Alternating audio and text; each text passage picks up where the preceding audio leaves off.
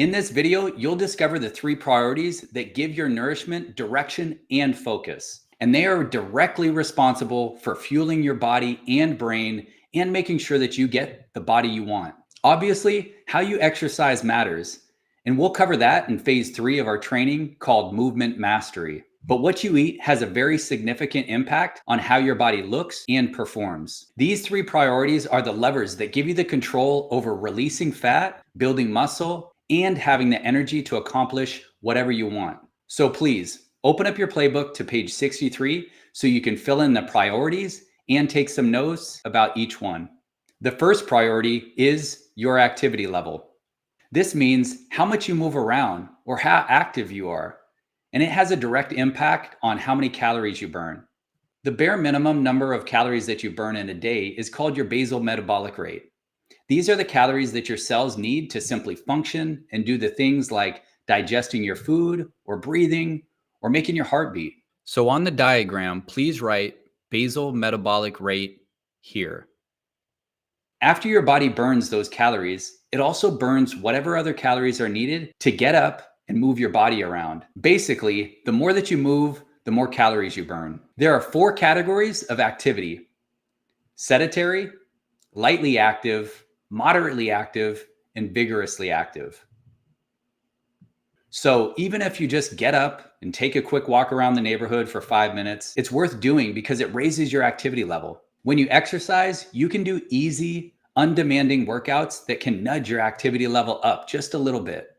And you can also do more intense workouts that can raise your activity level more significantly. Of course, every day is different. Even every walk or every time that you exercise is a little different. So you're never burning exactly the same number of calories.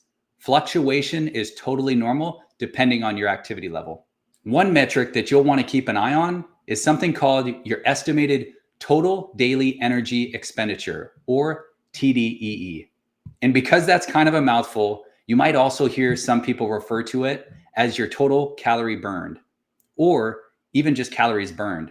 The important thing is that you make sure that you're actively moving your body enough every day, because this is not only allowing your cells to regenerate themselves and stay healthy, but it also allows you to eat more calories or more food daily without causing unintended weight gain. If you're not sure how to do this yet, don't worry. We'll be walking you through an activity in skill number 1 where you identify the pieces that are customized for you so that you start to understand how to apply this. Right now, all you need to know is that your goal is to get up and move your body frequently every day, because this is what you're designed to do. And it's also what burns calories and creates more wiggle room for you to be able to eat. The second priority is protein. Your body needs protein because, number 1, protein is what signals to your body that you're living in that state of abundance, and it's okay to stop storing fat, particularly around the belly. And then number 2, protein is a key building block for your muscles, your skin, your organs, and even your hair and fingernails. So if you want to maintain or improve any of those parts of yourself, it matters to eat enough protein. And then number 3, protein improves your bone density and reduces your risk of fractures, particularly as you age. So when it comes to eating protein, it's important to consider 3 things: the quality of the protein, the quantity of the protein, and the consistency of the protein throughout your day.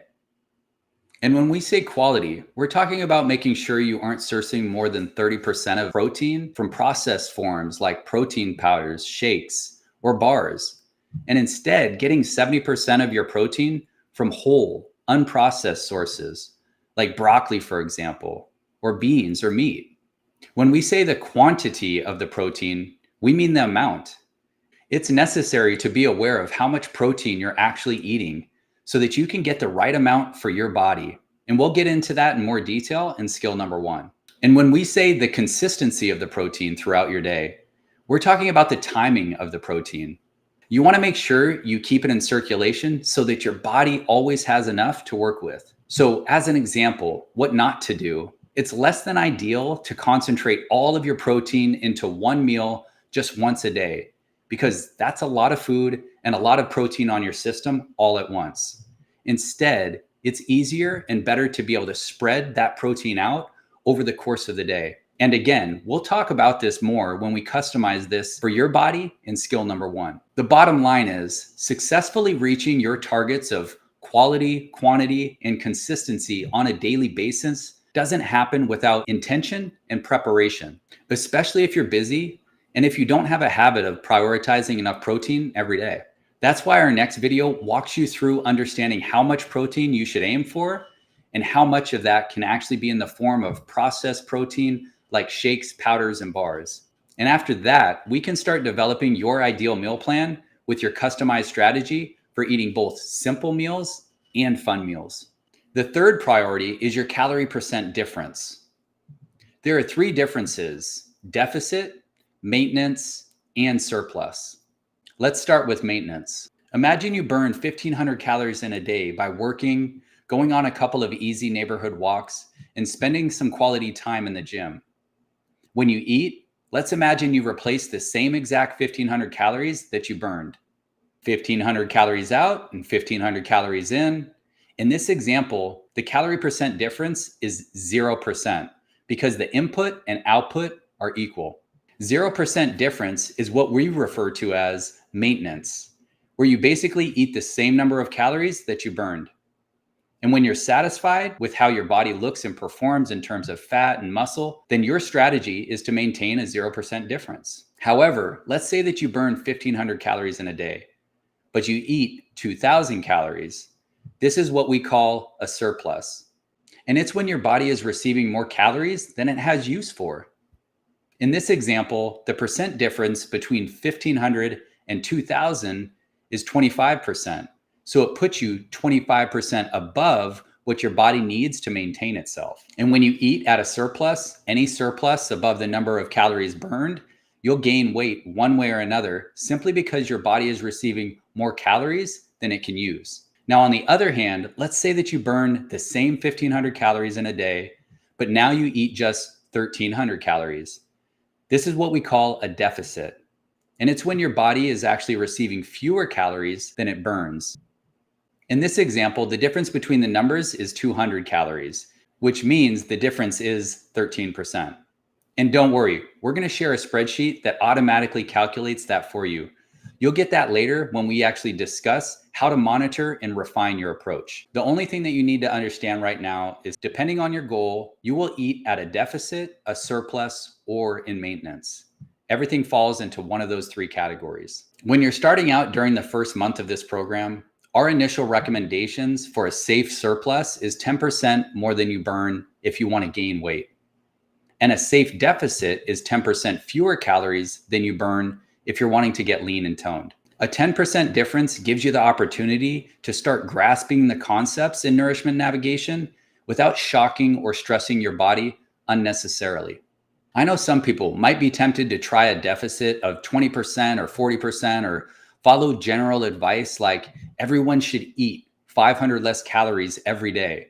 But that doesn't take your unique situation into consideration, and it temporarily forces unsustainable results that you won't be able to maintain in the long run, or that could actually harm you. And of course, if you're like most of our clients, you would like to release fat and build muscle, but you don't want to make the mistake a lot of people do where they go overboard and unintentionally end up losing a bunch of muscle mass at the same time. Because any muscle that you currently have, your body has worked hard for, and we want to do what we can to preserve that. You have to understand that your body will cannibalize the muscle and hang on to the fat if you go too extreme with your deficit. And trust me, it takes longer to get back that muscle than it does to be able to release the fat. The normal rate of muscle growth is 1/4 to 1/2 pound a week, whereas a safe and sustainable rate of fat loss is 1 to 2 pounds per week. So basically, if you lose your muscle, it takes you 4 to 8 times longer to grow it back than it takes you to lose fat. And that muscle is very important for your long-term health. I'm talking about maintaining strong bones and strong organ tissues, all the stuff that matters for longevity and quality of life. So we're going to start safe and monitor it with a calorie percent difference that serves your long-term goal. And that difference is about 10% either surplus or deficit. After we collect some baseline data about your body for a few weeks, we can identify sustainable adjustments that are customized to you and your goal. But those adjustments can only happen after we collect the right data. So to make sure that you have a good experience, let's start with a very safe deficit or surplus of 10%. Sound good? All right, that's a quick introduction to the 3 priorities. Let's keep going with skill number 1 so that we can identify what we call your sweet spot numbers that are customized to your body.